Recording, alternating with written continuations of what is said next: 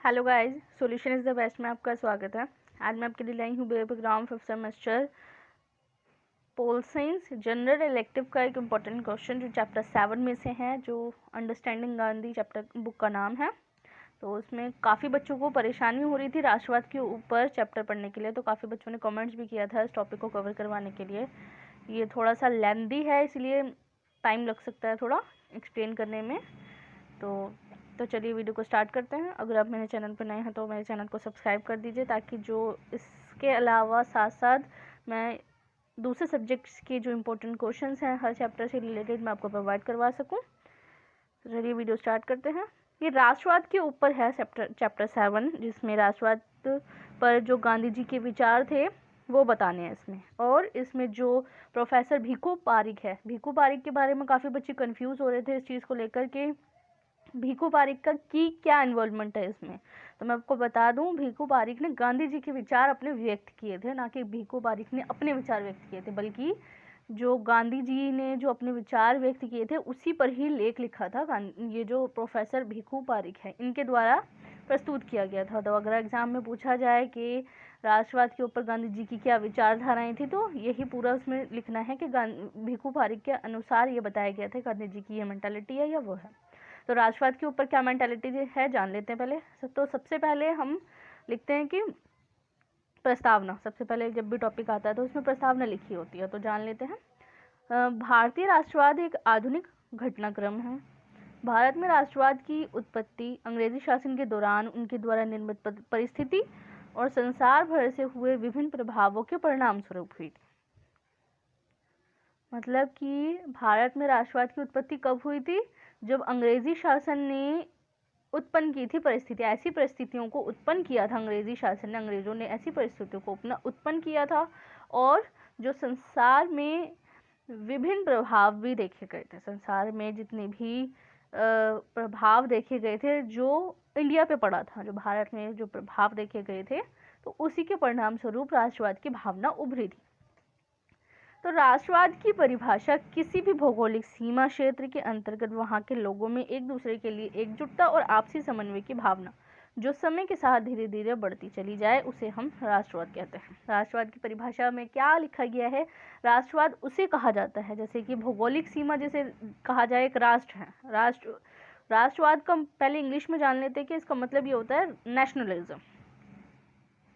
राष्ट्र मतलब नेशन, मतलब कि जो हमारा देश है उसके ऊपर उनकी जो भावनाएं व्यक्त की गई थी उसे बोलते हैं। एक लोग जो उसके बाद राष्ट्रवाद उसे बोला जाता है जब वहाँ पे रहने वाले जो किसी देश में या किसी राष्ट्र में रहने वाले जो लोग हैं उनके बीच में आपसी जो भाईचारा है वो रहे, समन्वय की भावना रहे इनके बीच में, और एकजुट होकर रहे। सभी धर्म के लोग सभी संस्कृतियों को अपनाएं और सभी धर्मों के लोग एक दूसरे का सम्मान करें, क्योंकि देखा गया है देश में विभिन्न प्रकार की जो भाषाएं हैं बोली जाती है देश में, और विभिन्न प्रकार के जो लोग हैं वहाँ पे हिंदू मुस्लिम विभिन्न धर्मों के लोग रहा करते हैं।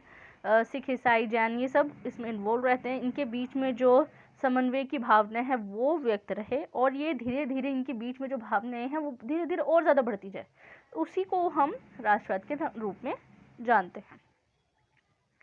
अंग्रेजी शासन से पहले भारत एक विशाल देश था, जहाँ पर बहुत विशाल जनसंख्या थी जो भिन्न भिन्न भाषा और धर्मों को मानने वाली थी। जैसे कि मैंने बताया कि विभिन्न जो अंग्रेजी शासन उस टाइम पे नहीं था, तो उससे पहले भी देखा गया है कि भाषा विभिन्न प्रकार की बोली जाती थी देश में, और विभिन्न धर्मों के लोग यहाँ पे रहते थे। और देश के जो अधिकतर भाग है उसमें हिंदू रहते थे, और हिंदू आबादी में व्यापक धार्मिक और जातिगत भिन्नता भी थी। व्यापक धार्मिक और जातिगत भिन्नता मतलब कि जाति के आधार पर भी बहुत सारी भिन्नताएं देखी गई थी हिंदू धर्म में। ज़्यादातर आबादी होने की वजह से इनमें अलग अलग हिंदू धर्म में भी बहुत ज़्यादा जो भिन्नता थी वो भी देखने को मिलती थी, और जिससे भारत में राष्ट्रवाद की उत्पत्ति ने विचित्र भूमिका भी निभाई थी। वैसे देखा जाए जो भारत के अलावा बाकी देशों में देखा जाए अगर राष्ट्रवाद की भावना उनमें उमड़ती है, तो एक राष्ट्र में एक ही लैंग्वेज बोली जाती है और एक ही धर्म के लोग रहते थे उस टाइम पे। तो लेकिन भारत के अकॉर्डिंग देखा जाए तो भारत में राष्ट्रवाद की भावना थी उसकी उत्पत्ति बहुत ज़्यादा इसमें महत्वपूर्ण भूमिका निभाती है। बाकी जो कंट्रीज़ वगैरह हैं उसके मुकाबले देखा जाए तो राष्ट्रवाद की जो उत्पत्ति हुई थी भारत में वो बहुत ज़्यादा भूमिका निभाती है देश में देखा जाए तो। और अंग्रेजी शासकों द्वारा भारत को गुलाम बनाए रखने हेतु जो शासन व्यवस्था निर्मित की गई थी उसके फलस्वरूप कुछ नई सामाजिक ताकतों की उत्पत्ति भी हुई थी और जिसने बड़े पैमाने पर भारतीय आर्थिक ढांचे में भी बदलाव किया था। अंग्रेजी शासन जब भारत को गुलाम बनाया था, अंग्रेजी शासकों ने भारत को जब गुलाम बनाया था तो ऐसी शासन व्यवस्था निर्मित की गई थी, ऐसी शासन व्यवस्था को बनाया गया था जिसके परिणाम स्वरूप सामाजिक ताकतों की भी उत्पत्ति हुई थी। सामाजिक रूप से भी कुछ ताकतें उत्पत्ति हुई थी जिसमें बड़े पैमाने पर भारतीय आर्थिक ढांचे में भी बदलाव किया गया था। इनका जो आर्थिक ढांचा है देश का उसमें भी बदलाव किया गया था। और जो सामाजिक प्रभाव जब इन पे पड़ा था, इनका ये असर हुआ था कि अंग्रेजों द्वारा भारतवर्ष पर शासन करने व शोषण करने में आसानी हुई थी, क्योंकि इन्होंने जो सामाजिक ढांचे को भी अच्छा बनाने की कोशिश की थी। अंग्रेज़ों ने बहुत सारे बदलाव किए थे देश में जिसकी वजह से उनका प्रभुत्व स्थापित हो गया था भारत में। तो क्या क्या इन्होंने बताए थे मैं बता देती हूँ। इसमें पहला तो यही था कि प्रशासनिक जो इन्होंने प्रशासन से रिलेटेड कानून वगैरह भी बनाए थे, केंद्रीय राज्य वगैरह बनाए थे। और दूसरा है इसमें उन्होंने आधुनिक शिक्षा व्यवस्था की स्थापना की थी, संचार के साधन और आधुनिक यातायात के साधन भी उपलब्ध कराए थे और आधुनिक उद्योगों की शुरुआत भी की थी जिसकी वजह से इनकी जो पावर है बहुत ज़्यादा बढ़ गई थी देश में। और इसी सब जो इन्होंने सामाजिक प्रभाव इनका जो था उनका असर ये हुआ था कि भारतवर्ष पर शासन करने और शोषण करने में आसानी हुई थी, क्योंकि जब भी किसी चीज़ का अगर पावर बन जाती है, किसी भी चीज़ का प्रभुत्व स्थापित हो जाता है तो उसकी वजह से उस देश पे हमारी जो पावर है, हमारी जो पकड़ है वो मजबूत हो जाती है। और यही सामाजिक बदलाव आगे चलकर भारत में राष्ट्रवाद के जन्म का मुख्य कारण भी बना था, क्योंकि ब्रिटिशों ने बहुत ज़्यादा शोषण करना शुरू कर दिया था जो आगे चलकर राष्ट्रवाद की भावना को बहुत ज़्यादा बढ़ाने में इसने मदद भी की थी। और आधुनिक शिक्षा और प्रेस की शुरुआत ने भी देखा जाए तो भारतीय राष्ट्रवाद की भावना को फैलाने में और संवैधानिक सुधारों की आवश्यकता के बारे में देश के लोगों को जागरूक भी बनाया था। इसने आधुनिक शिक्षा जो इस टाइम पे थी उन्होंने और प्रेस की बहुत ज़्यादा भूमिका देखी गई है, जिसकी शुरुआत ने भारतीय राष्ट्रवाद की भावना को फैलाने के लिए और देश में जो संवैधानिक सुधार है उसके बारे में बताने के लिए देश के लोगों को जागरूक भी किया था। और हम ये भी कह सकते हैं कि भारतवर्ष को एक राष्ट्र के रूप में उभरने में 3 घटनाओं की मुख्य भूमिका रही थी। मतलब कि भारतवर्ष में एक राष्ट्र के रूप में उभरने में 3 घटनाएं थी। पहले से विद्यमान कुछ राष्ट्रीय चेतना वगैरह थी, मतलब कि कुछ ऐसी पहले स्थिति थी उस टाइम पे जो राष्ट्रवाद को उभरने में मदद करी थी जिसने। और दूसरी ये कि जो बाहर से आए कुछ आधुनिक राजनीतिक विचार भी थे। और तीसरा उपनिवेशवाद के विरुद्ध जो संघर्ष था जिसने राष्ट्रवाद के उदय के लिए बहुत ज़्यादा महत्वपूर्ण भूमिका निभाई थी। इन्हीं की वजह से राष्ट्रवाद की उत्पत्ति हुई थी। और इसी समय गांधी जी का दौर भी शुरू हुआ था और इसके उपरांत से लेकर आज़ादी तक भारतीय राष्ट्रीय कांग्रेस और आज़ादी के नेतृत्व पर उनका प्रभुत्व रहा था। मतलब कि उस टाइम पे जब उपनिवेश का विरोध चल रहा था, उपनिवेशवाद का विरोध चल रहा था उस टाइम पे गांधी जी का भी दौर शुरू हुआ था। और इसी के बाद जब उससे पहले और आज़ादी तक भारतीय राष्ट्रीय कांग्रेस में भी और आज़ादी के नेतृत्व पर भी गांधी जी का बहुत ज़्यादा प्रभुत्व देखने को मिला था।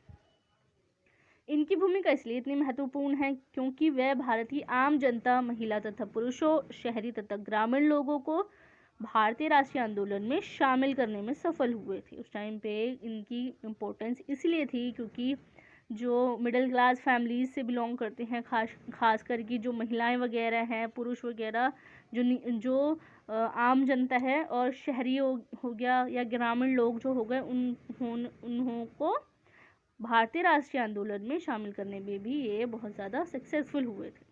भारतीय राष्ट्रीय आंदोलन जो उनके भारत आने से पहले चलाए गए थे, भारतीय राष्ट्रीय आंदोलन गांधी जी के आने से पहले भी चलाए गए थे, लेकिन गांधी जी ने इसमें बाद में कुछ क्रांतिकारी बदलाव भी किए थे जिसकी वजह से ये बहुत ज़्यादा व्यापक भी हो गया था देश भर में।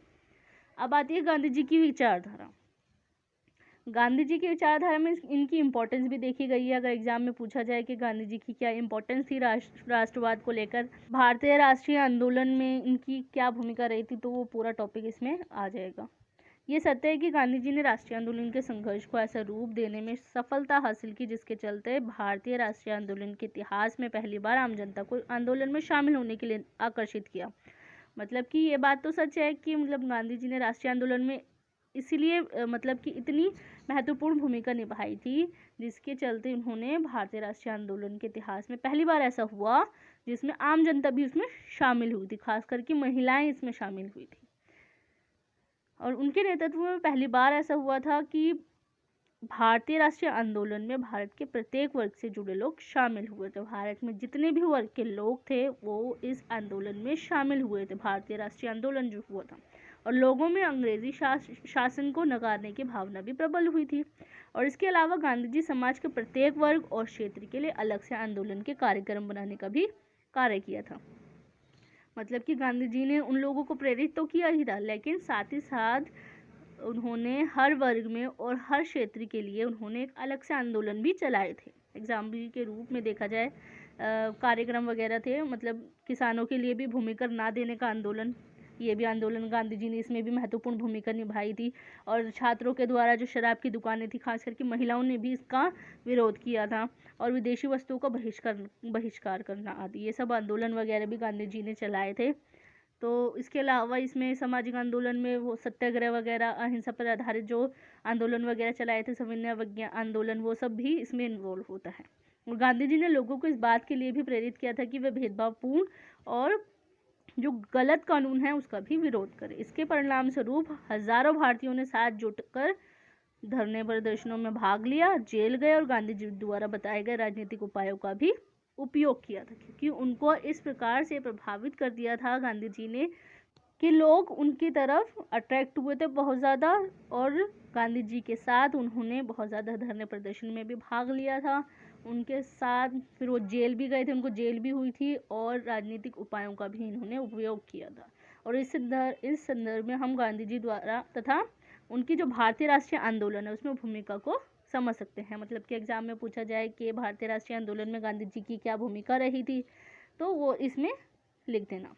नेक्स्ट आता है इनकी क्या विचारधारा थी राष्ट्रीय आंदोलन को लेकर, राष्ट्रीय आंदोलन को लेकर भी और साथ में राष्ट्रवाद को लेकर भी क्या विचारधारा रही थी। इस चीज़ को कंफ्यूज नहीं होना, मैंने पहले भी बताया था और अब भी बता रही हूँ। प्रोफेसर भिक्खू पारिक के अनुसार ही गांधी जी की विचारधारा व्यक्त की गई थी। तो इससे रिलेटेड पूरा ही है ये टॉपिक कि मैंने ये हेडिंग तो डाल दिया, कंफ्यूज ना होना, हेडिंग नहीं डालनी इसमें, गांधी जी की विचार लिख देना काफ़ी है इसमें। और उस समय राष्ट्रीय आंदोलन जिन भाषाओं और उपायों के सहारे चल रहे थे तथा जिनका प्रभुत्व था, गांधी जी ने उन उपायों को पूरी तरह से अलग कर दिया था। और यह भी बताया कि राष्ट्रीय आंदोलन नई भाषा और उपायों को लेकर चलाया जा सकता है। जो राष्ट्रीय आंदोलन उस टाइम पे चल रहे थे, जिन भाषाओं को लेकर और उपायों के सहारे जो राष्ट्रीय आंदोलन उस टाइम पे चल रहे थे गांधी जी के आने से पहले, और जिनका प्रभुत्व था, इसमें प्रभुत्व मतलब अधिकार, जिन नेताओं का इन पर अधिकार था, उन जिनके सहारे जो राष्ट्रीय आंदोलन चलाए जा रहे थे, तो उसके बाद गांधी जी ने उन उपायों को पूरी तरीके से अलग कर दिया और अपनी जो प्रदर्शन वगैरह करके कुछ कार्यक्रमों को प्रस्तुत करके इन्होंने लोगों को प्रेरित किया और इसमें बहुत ज़्यादा क्रांतिकारी परिवर्तन भी किए थे।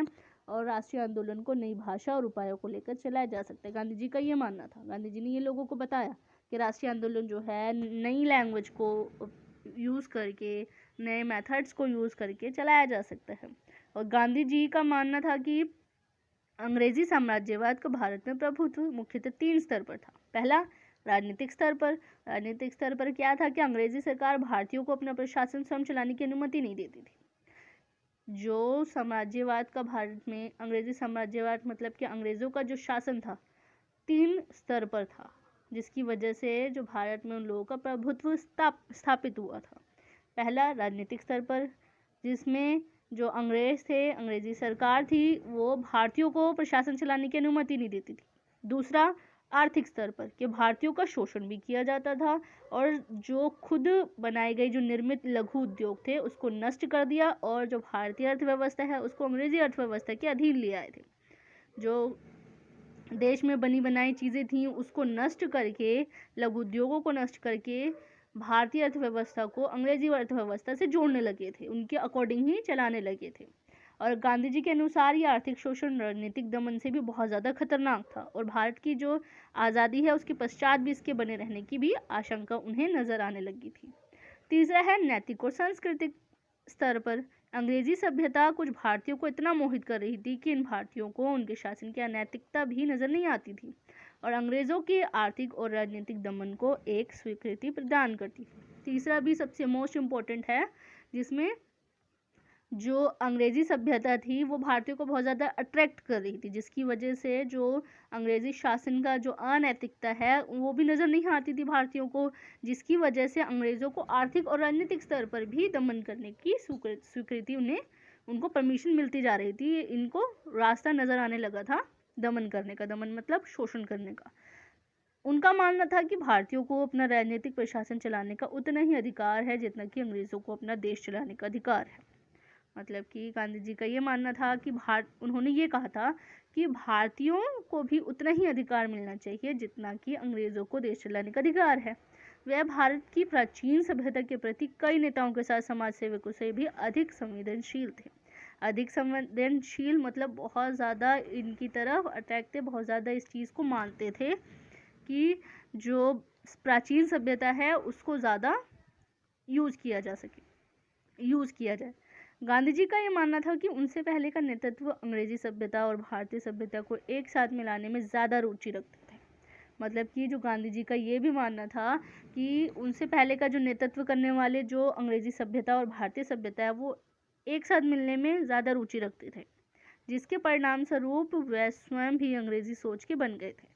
मतलब कि गांधी जी का ये मानना था कि गांधी जी के नेतृत्व से पहले जो उनका नेतृत्व कर रहा था, देश का नेतृत्व कर रहा था, राष्ट्रीय आंदोलन का नेतृत्व कर रहा था, वो भारतीय सभ्यता को मिलाने में लगे हुए थे अंग्रेजी सभ्यता से, जिसकी वजह से अंग्रेजी सोच के भी वो बनने लगे थे और उनकी अंग्रेजी उपनिवेश का विरोध करने की नीति नैतिक दृष्टि से कमज़ोर होती जा रही थी। मतलब कि जो उनकी अंग्रेजी उपनिवेशवाद का विरोध करने के लिए जो संघर्ष चलाए जा रहे थे, संघर्ष किए जा रहे थे उनके नेतृत्व में नेताओं के ज़रिए, तो वो उनकी जो नैतिक दृष्टि थी वो नैतिक दृष्टि से वो बहुत ज़्यादा कमज़ोर होते नज़र आ रहे थे। गांधी जी का मानना था कि राष्ट्रीय चरित्र में साहस के अभाव के चलते ही एक संदेश, अविश्वास और ईर्ष्या का वातावरण बन गया है। मतलब कि उनका मानना ये था कि जो राष्ट्रीय चरित्र में साहस के अभाव के चलते, साहस के अभाव मतलब उनके अंदर जो साहस था उनकी कमी थी, उनके चलते एक संदेह, अविश्वास और ईर्ष्या का वातावरण इसमें देखा गया था। मतलब संदेह मतलब शक, अविश्वास मतलब जिन पर ट्रस्ट नहीं किया जाता और ईर्ष्या मतलब उनके साथ घृणा करना, उसका वातावरण नजर आने लगा था। और गांधी जी इस तथ्य को लेकर पूरी तरह निश्चित थे कि अंग्रेजों द्वारा भारत पर सफलतापूर्वक कब्जा कर लेने का मुख्य कारण भारतीयों का स्वार्थी व्यवहार, एकजुटता का अभाव और वह राष्ट्रीय चरित्र का पतन था। मतलब कि गांधी जी को इस बात से ये चीज़ कंफर्म थी, गांधी जी को इस चीज़ का 100% श्योर थे इस चीज़ को लेकर कि जो अंग्रेज़ों ने भारत पर कब्जा किया है उसका सबसे बड़ा रीज़न यही है कि भारतीयों का स्वार्थी व्यवहार मतलब जो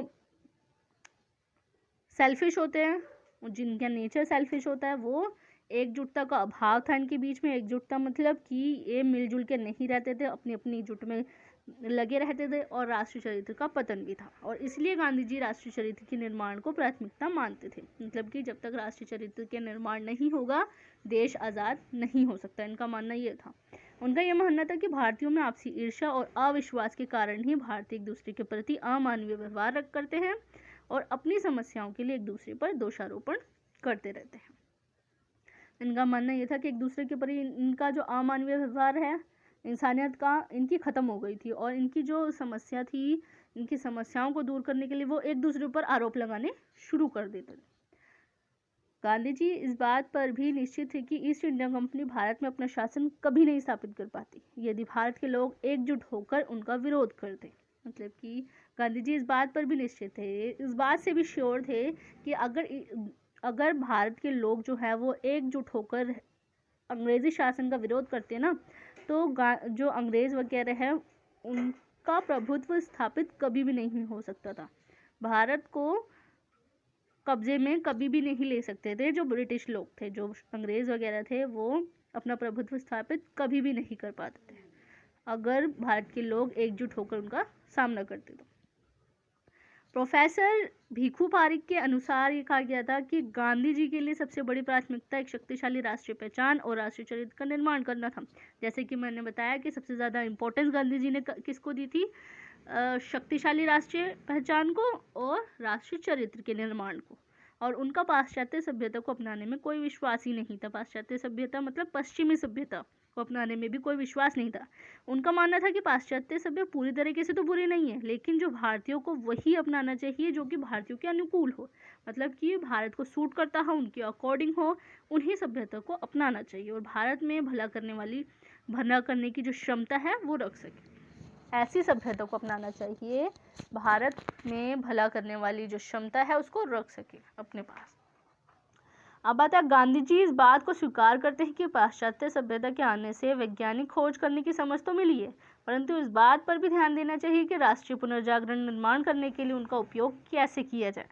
मतलब कि जो पाश्चात्य सभ्यता है, जो पश्चिमी सभ्यता थी, उनका एक यूज़ हुआ है, वैज्ञानिक खोज हुई है, उसके लिए जो वैज्ञानिक खोज करने के लिए समझ विकसित हुई है, मगर इस बात पर भी इसको जो देश के लोग हैं उनको इस बात पर भी ध्यान देना चाहिए कि राष्ट्रीय पुनर्जागरण निर्माण करने के लिए उनका उपयोग कैसे किया जाए, जो वैज्ञानिक खोज की गई है उनका उपयोग किस प्रकार से किया जाए। और गांधी जी के राष्ट्रीय पुनर्जागरण निर्माण के कार्यक्रम की योजना बहुत ही जटिल थी, जिसमें प्रमुख थी स्वदेशी की भावना, सत्याग्रह और रचनात्मक कार्यक्रम। जो राष्ट्रीय पुनर्जागरण की भावना पुनर्निर्माण करने के लिए जो गांधी जी ने कार्यक्रम बनाए थे, उनकी जो योजनाएं वगैरह थी वो बहुत ज़्यादा जटिल थी, जिसमें आ जाता है स्वदेशी की भावना व्यक्त करना। इसकी वजह से बहुत ज़्यादा संघर्ष भी हुए थे। सत्याग्रह मैंने बताया था, सत्याग्रह का एक टॉपिक भी है इसी में, सत्याग्रह के बारे में वहाँ जाके देख लीजिएगा, पूरा चैप्टर उसमें कवर है। सत्याग्रह आंदोलन क्या था, गांधी जी की क्या विचारधाराएं थी, और उन्होंने कुछ कार्यक्रम वगैरह भी चलाए थे, अहिंसा पर आधारित कुछ ऐसे आंदोलन वगैरह भी चलाए थे। तो इनके कुछ कार्यक्रम ऐसे थे जिसके थ्रू लोगों को इन्होंने बहुत ज़्यादा अट्रैक्ट किया और इनके अंदर स्वदेश जो राष्ट्रवाद की भावना थी वो व्यक्त हुई थी। और स्वदेशी की धारणा गांधीवादी राष्ट्रवाद का मूल है, मतलब स्वदेशी की भावना सबसे ज़्यादा इम्पोर्टेंट है, इनकी गांधीवादी राष्ट्रवाद का मूल है। मतलब कि जो स्वदेशी की अवधारणा थी, स्वदेशी आंदोलन जो चलाया गया था खुद के देश में बनाई गई चीज़ों का इस्तेमाल करने के लिए, और इसीलिए ये सबसे ज़्यादा राष्ट्रवाद को प्रोत्साहित करती है।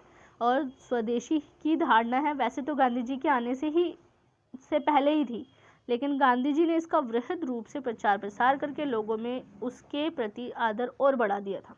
मतलब कि स्वदेशी की धारणा जब शुरू हुई थी वो गांधी जी के आने से पहले ही हो गई थी, लेकिन गांधी जी का बहुत वृहद रूप से, मतलब बहुत ज़्यादा बड़े स्तर पर प्रचार प्रसार करके लोगों में इसके प्रति जो आदर था और ज़्यादा बढ़ा दिया था। और सत्याग्रह पहले बताया था स्वदेशी पे, अब आता है सत्याग्रह कि गांधी जी के राष्ट्रीय पुनर्निर्माण आंदोलन के राजनीतिक संघर्ष का मुख्य आधार था ये सत्याग्रह, क्योंकि उनका मानना यह था कि सत्याग्रह की अवधारणा भारतीयों के चरित्र के सबसे ज़्यादा अनुकूल है। मतलब कि गांधी जी की नज़रों में राजनीतिक संघर्ष का मूल आधार माना गया है सत्याग्रह को, क्योंकि उनका मानना यह था कि सत्याग्रह की अवधारणा ही भारतीयों का बहुत ज़्यादा अकॉर्डिंग है। गांधी जी का शोषण के विरुद्ध संघर्ष हेतु उपाय सत्याग्रह था। शोषण के विरुद्ध जो संघर्ष गांधी जी ने किया था वो सत्याग्रह ही था। इसमें बहुत साहस की आवश्यकता होती है और इससे हिंसा जैसे पाप कर्म से भी बचा जा सकता है। ये जो सत्याग्रह आंदोलन चलाया गया था वो अहिंसा पर आधारित था। इससे उनका मानना यह था कि इससे हिंसा जैसे जो पाप कर्म है उनसे भी बचा जा सकता है। गांधी जी राष्ट्रीय पुनर्निर्माण की अवधारणा के मुख्य तत्वों को रचनात्मक कार्यक्रम भी कहते थे। वह इस तथ्य पर स्पष्ट थे कि भारत का पुनर्निर्माण बिल्कुल नीचे से होना आवश्यक है, तभी उस स्तर की जो सामाजिक, आर्थिक, नैतिक और आध्यात्मिक क्रांति है वो संभव हो पाएगी, जिससे भारत की राष्ट्रीय पहचान पूरी तरह से दूसरे देशों की तुलना में बने। गांधी जी का मानना यह था कि ऐसे कार्यक्रमों को, मतलब कि राष्ट्रीय पुनर्निर्माण की जो अवधारणा थी उसके तत्व के रूप में देखा गया था रचनात्मक कार्यक्रम को, रचनात्मक कार्यक्रम ऐसे चलाए गए थे गांधी जी द्वारा जिससे लोगों के मन जो ब्रिटिश शासन है उसको खत्म भी किया जा सके और जो राष्ट्र का पुनर्निर्माण भी किया जा सके। वो इस तथ्य को स्पष्ट रूप से देखते थे कि जो भारत का पुनर्निर्माण है वो बिल्कुल नीचे स्तर से शुरू होना चाहिए। जो बिल्कुल गरीब लोग हैं उन पर ज़्यादा ध्यान केंद्रित करना चाहिए, तभी देश का विकास हो सकता है और राष्ट्र का पुनर्निर्माण हो सकता है। जो उस स्तर की सामाजिक, आर्थिक और नैतिक आध्यात्मिक क्रांति है वो संभव हो पाएगी और जो भारत की राष्ट्रीय पहचान है वो पूरी तरीके से दूसरे देशों की तुलना में ही नज़र आने लगेगी। जो राष्ट्रीय पहचान है, हमारे देश की राष्ट्रीय पहचान है, वो बाकी जो देश हैं उनकी तुलना में अच्छी बन सके।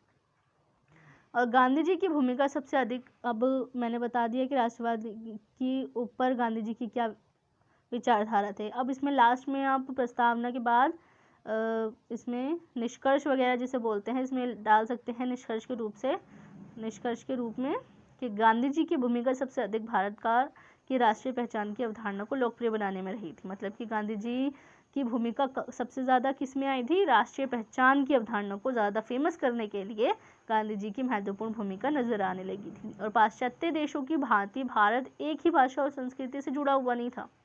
इसी वजह से गांधी जी ने भारत की ऐसी अवधारणा का निर्माण किया जिसमें सभी धर्म और संस्कृतियां एक साथ समाहित हो।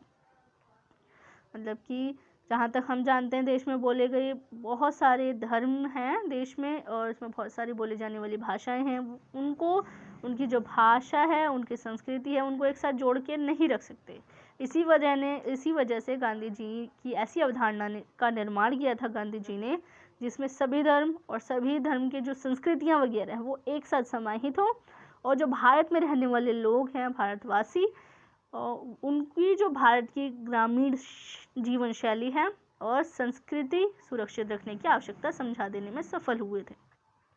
जो गांधी जी थे वो भारत की ग्रामीण जीवन शैली जो थी, गाँव में रहने वाली जो उनकी लाइफस्टाइल है और संस्कृति है, सुरक्षित रखने की आवश्यकता कितनी है, ये लोगों को समझाने में ये सफल हो पाए थे।